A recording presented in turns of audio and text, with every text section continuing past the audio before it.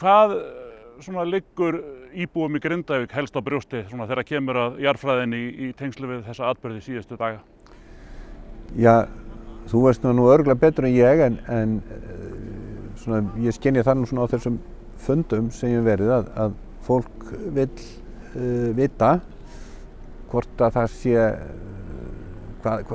sé hvers konar hætta geti stafað af atburðum sem að geta orðið. Getur orðið eldgos, ef það verður eldgos, hvernig myndi það vera og hvar myndi sprunga liggja og ef svoleiðis atburðir verða, hvernig er hætta er Grindavík í hættu og eru flóttaleiðir, eru alltaf flóttaleiðir út úr bænum ef í til þessa kæmi. Svo líka fólk að spekulera í jarðskjálftum, sérstaklega þeir sem ekki hafa upplifað þá áður, sem eru aðfluttir og til dæmis, ég var að tala við fólk Pólverja sem ekki hafa upplifað þessa hluti áður og það var svona mjög fróðlegt að heyra þeirra sýn. En í meginatriðum finnst mér nú fólk og eiginlega allir, bara án undantekninga, fólk taka þessu að mikilli svona æðruleysi og skynsemi og fólk náttúrulega, þeir sem eru búnir að hafa verið hér lengi eða eru hérðan, þekkja náttúrulega vel til þessara hluta og hafa upplifað jarðskjálfta áður og vita alveg að hvað mögulega getur gerst hér og hefur gerst hér áður. Þannig að svona þetta bara upplýst og skynsamleg umræða sem á sér stað. Þetta núna 10 sólarhringa tímalína sem við erum með og á þessari tímalínu þá eru 2 sinnum kaflar þar sem eru svona miklir skjálftar. Já. Þetta eitthvað sem að fara að halda áfram í þessum fasa? Getum við átt von á því?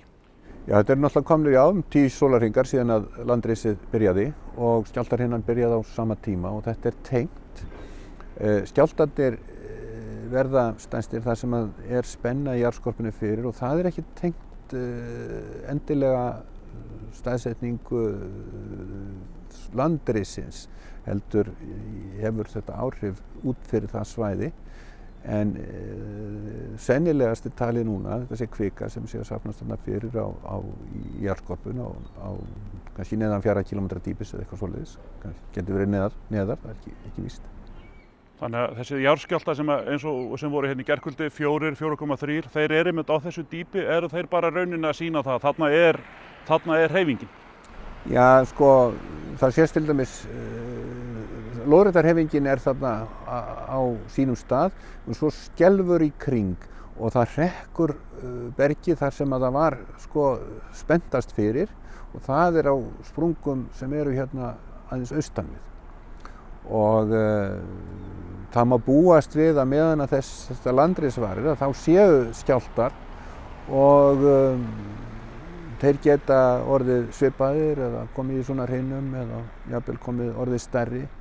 Þetta voða erfitt að segja. Fólk var að spyrja hérna á fundunum, eru stórir kröftugir skjálftar, eru þeir eitthvað hættulegri eða erfiðari í þessari stöðu heldur en bara margir smærri? Hvernig þetta að fungera? Já, sko, við finnum náttúrulega fyrir stóru skjálftunum og þeir trufla okkur. Hins vegar eru ekki við því að búast að það verði skjálftar sem valdi einhverjum umtalsverðum skemmdum á húsum eða hús eru bara byggð þannig hér á Íslandi og að þau þola vel og skjálfta stærðinni þau eru ekki fyrir nokkrum áhrifum að skjálfta stærðinni 4,5 eða upp í 5 og jafnvel þó það kemur Hérna verði ekkert stærri skjálftar heldur en 5,5? Nei, þó það kemur hérna skjálfta stærðinni 5,5, það getur nú alveg gerst, þá eigum við ekki búast við því að hér verði einhverjar umtalsverðar skemmdir á húsum. Húsin eru byggð þannig að þau þola það alveg. Hins vegar þarf að passa að vera ekki með einhverja svona hluti hangandi yfir sér sem geta hraunið dottið niður á mann þegar maður heima hjá sér. Það nú svona aðalatriðið og á ekki að vera í jarðskjálftalandi. Maður þarf svona að passa það að ganga þannig frá hlutum heima hjá sér. Getum við sagt að þessir atburðir hérna eitthvað hægt að setja, þetta eitthvað svona svipuð mynd eins og bara Kröflueldar? Það Kröflueldar svona það líkan ef að þetta endar þannig og þá eru Kröflueldar svona þar sem er kannski það líkan sem við berum þetta helst saman við.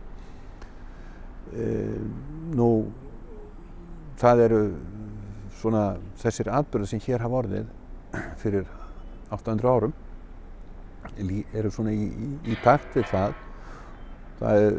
Ef þetta gerðist myndi þetta var að væntanlega gliðnunarhreiða með töluverðri svona sprungumyndun og það getur orðið skemmtir bara vegna þess á innviðum þar sem þá var það hérna fyrir vestan okkur. Þetta farið sundur lagnir og vegir og slíkt.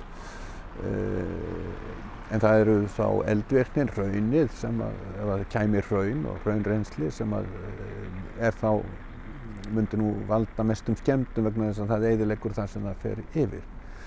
Og nú ef það gýs þarna þar sem eða gýsi nú þar sem landrisið þá er þetta vestan við þorpið, þannig að það er nú Grindavík í þokkalegu skjóli. Já, þar eru svona innviðir eins og hitaveita, orkufyrirtæki og Bláa lónið sem kannski eru mest úti þar? Já, það er náttúrulega í hættu, það er ósköp einfaldsmál. Menn svona voru að velta fyrir sig, er eitthvað hægt að verja sig fyrir ef það fer að gjósa? Geta menn beitt vatni á þetta og annað slíkt? Er það kannski raunhæf reynsla úr Vestmannaeyjum þar? Já, reynslan úr Vestmannaeyjum sýnir að það er hægt að hafa áhrif.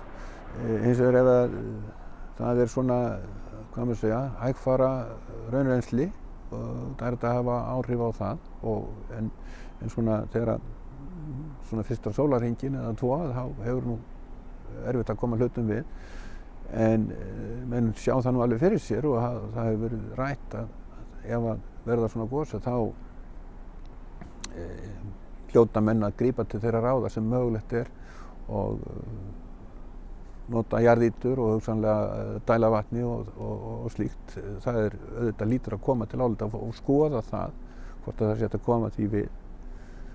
Þetta er bara hlutir sem þarf að skoða og svona velta fyrir sér á næstunni að ef til þess kæmi á að gera eitthvað svona. Þetta er bara, við erum náttúrulega, ef eitthvað svona gerist, þá verðum við náttúrulega að slást með þeim ráðum sem til eru og við þurfum ekki að gefast upp og horfa á bara hlutina að gerast ef við teljum að við getum haft áhrif. Það er bara, hlýtur að vera Grindavík náttúrulega ef menn teldu að það væri eitthvað í hættu hér og það væri hægt að vera með fyrirbyggjandi aðgerðir. Þá ég efast ekkert það myndi maður ganga undir mannsönd og allir koma með þær jarðýtur sem hægt var að koma með og dælur og setja allt í gang. Það er mjög mikil vöktun hjá okkur á þessu svæði núna. Er þetta ekki mjög vel mónitorað hérna orðið þetta svæði? Jú, það er Veðurstofan er með jarðskjálftamæla og GPS-mæla og Háskóli Íslands og Jarðvísindastofnun, þar sem ég starfa nú. Þar eru rekur í samstarfi við HS Orku GPS-mæla til að fylgjast með breytingum og síðan er HS Orka með mæla sem fylgjast með gasi og þeir fylgjast með mögulegum breytingum í vatni í jarðhitakerfinu og það er verið að bæta í þetta allt saman. Íslenskar orkurannsóknir, ISOR, þeir hafa verið núna síðustu daga að nota sem kallaðir þyngdarmælingar til þess að skoða hvort það eru breytingar frá eldri tíð og sérstaklega til þess að geta þá gert svona mælingar aftur til að sjá hvaða breytingar verða á næstunni. Þannig að það er það er allir með í þessu og gera það sem geta og yfirvöld hafa sagt að það verði ekki til spara til þess að láta gera það sem þarf. Og nú það er búið að fjölga mikið mælum. Eru þeir nokkuð að rugla svona almenning sem situr hérna handan við tölvuskjáinu og er að fylgjast með? Erum við að sjá eitthvað meira? Finnst okkur vera fleiri jarðskjálftar af því að svæðið eru orðið betur vaktað? Nei, það er ekki þannig. Mælarnir, viðbót af skjálftamælum er til þess að auka nákvæmni í staðsetningum og svo myndum við sjá þá fleiri minni skjálfta en skjálftarkerfið, ég nú ekki alveg viss hvar næmnismörkin eru fyrir kerfið Veðurstofunnar hérna en það er ekki það að skjálftarhinna sem var í nótt hún er ekki vegna þess að það hefur fjölgað mælum, það er bara raunverulegir jarðskjálftar.